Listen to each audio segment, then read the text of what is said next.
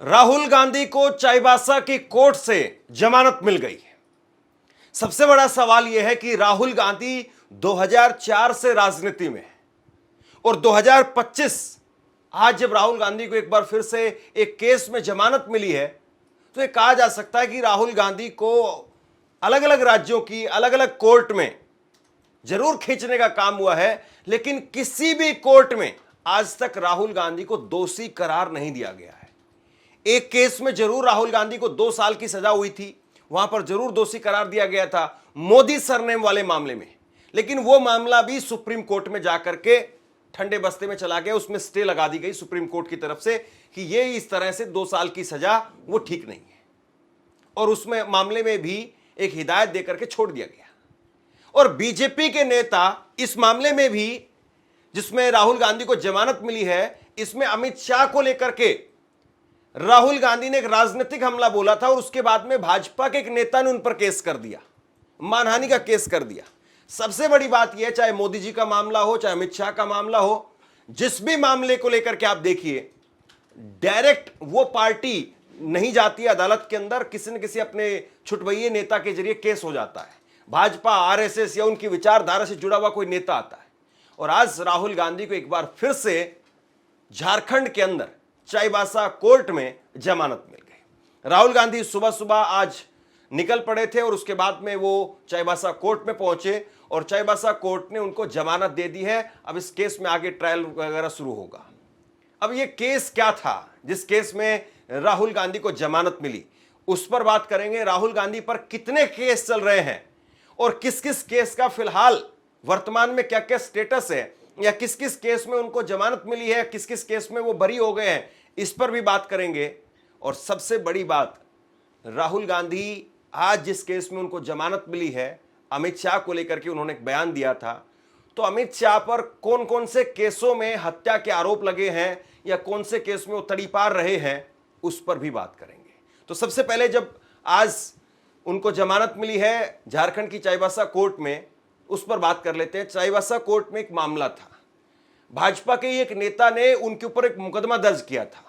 भाजपा के नेता का नाम है प्रताप कटियार, और प्रताप कटियार ने राहुल गांधी पर केस कर दिया था। राहुल गांधी ने कहा था कि कांग्रेस के अंदर कोई भी हत्यारा वो अध्यक्ष नहीं बन सकता है, या कांग्रेस का अध्यक्ष जो होगा वो हत्यारा नहीं होगा।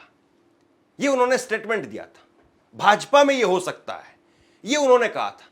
और इस बात को लेकर के किसी का नाम नहीं लिया, लेकिन इस बात को लेकर के भाजपा के एक नेता ने, जिसको बहुत ज्यादा लोग जानते भी नहीं होंगे, मैं भी नहीं जानता, लेकिन ऐसे लोग राहुल गांधी पर केस करके जानने भी जाते हैं, उन पॉपुलर भी हो जाते हैं। ये कहा जाता कि मीनाक्षी लेखी को नई दिल्ली से टिकट मिली तो राहुल गांधी के केस को लेकर के मिली थी, कि राहुल गांधी पर उन्होंने केस किया था सुप्रीम कोर्ट के अंदर राफेल वाले मामले में। तो बहुत सारे लोगों को बहुत बार इनाम भी मिले हैं, ये भी कहा जाता है।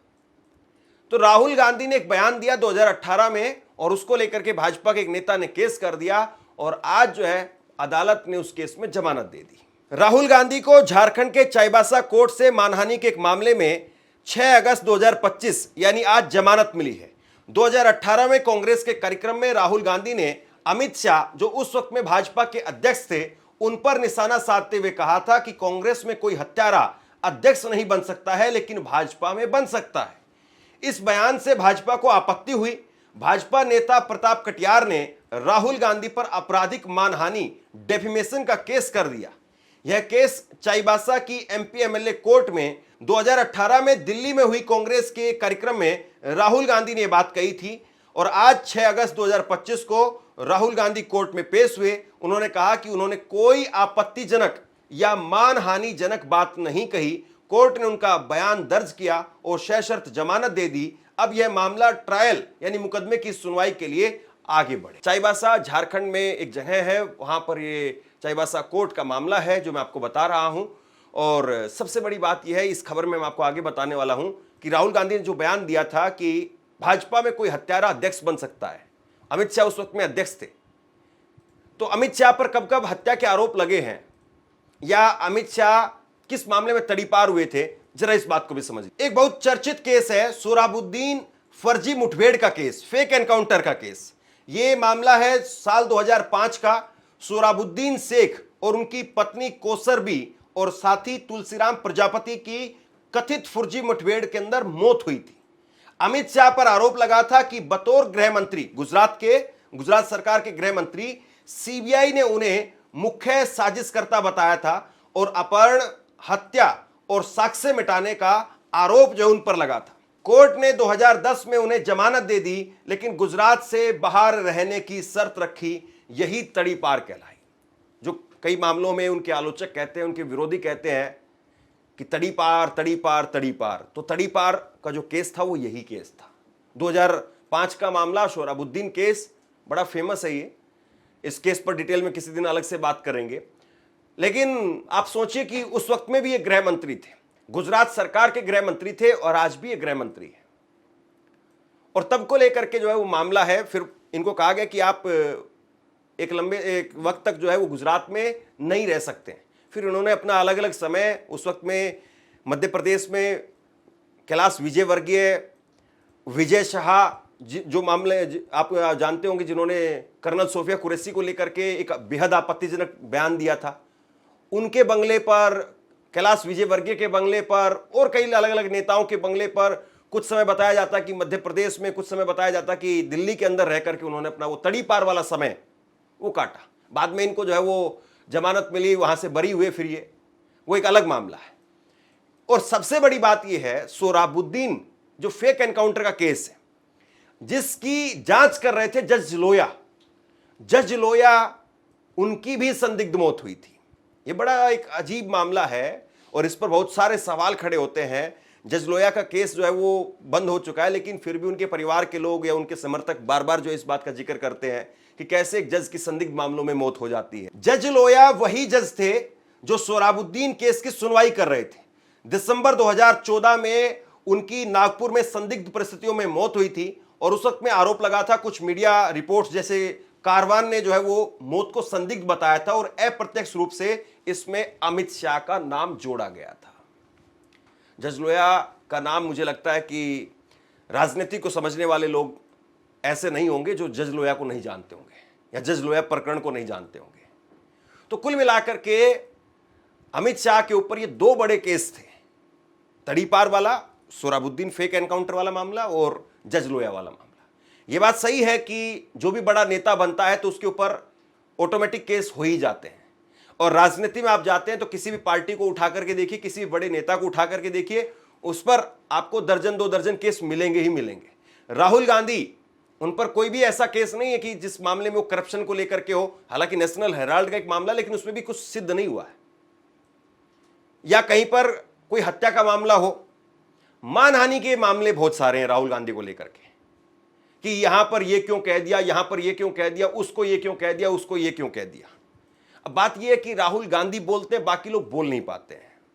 तो राहुल गांधी पर आप डेफेमेशन भी कर सकते हैं। बाकी चौक चौराहे पर बहुत सारे लोग बहुत सारी बातें कहते हैं।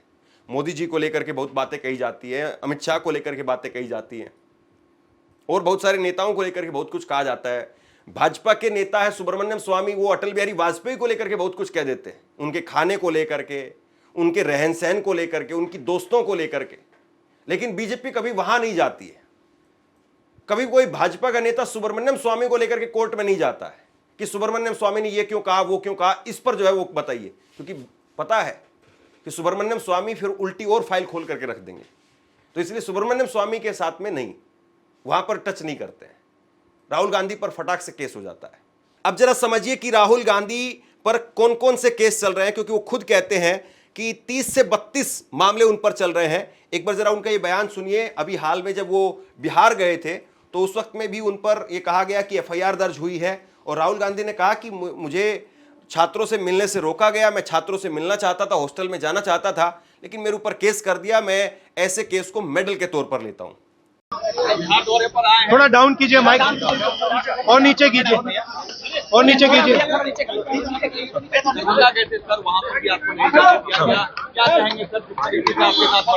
नहीं देखिए,